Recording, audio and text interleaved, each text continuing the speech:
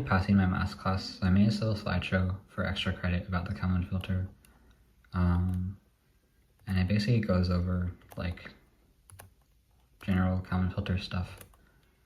So yeah, I don't know, I might put it in the description if you want to take a look at it. But essentially at the end here, I implemented the Kalman filter with the IR sensor on STM32.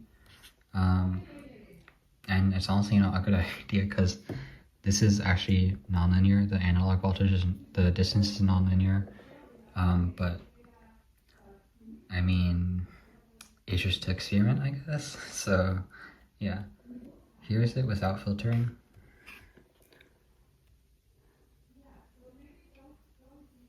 My mom is talking in the background, please ignore her.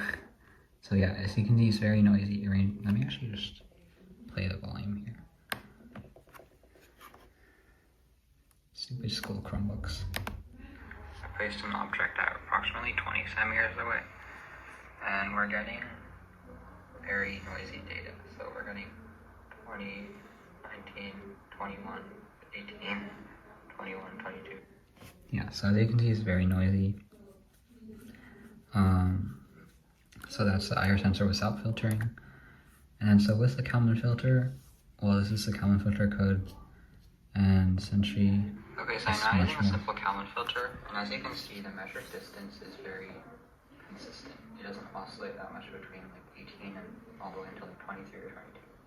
It's just between 19 and 20. So that was just the code for the Kalman filter, but of course, we need to get the distance. So this is a sharp IR sensor I'm using, and I'm using STM32. So basically the sharp IR sensor outputs an analog voltage, and then we can read that using an ADC on the STM32. So here's the ADC. So we're starting the ADC and basically like measuring the voltage, and then we can convert that voltage into distance using this formula. So I'm going to show you guys again how nice it is with the Kalman filter. So yeah, I'm just doing it via the debugger for now. But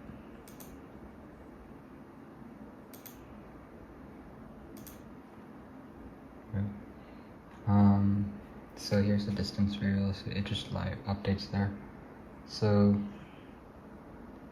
we're getting like 20.3, 20.45. I think it's because, let me just move this a bit closer to 20.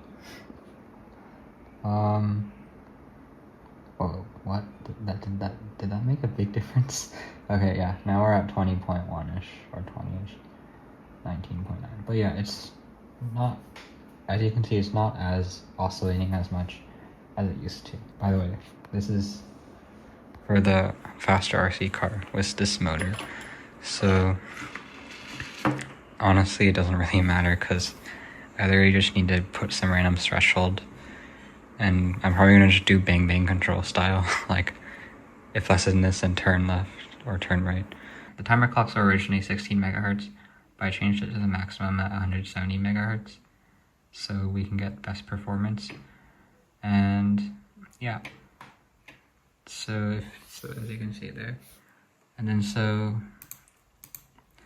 for the prescaler, it's therefore going to be 159 because the clock starts counting from 0, and then we add 1 to the prescaler. So then we can divide and get a 1 megahertz timer. And then for the auto reload register, it's 19,999 because then we can get a 50 hertz PWM signal.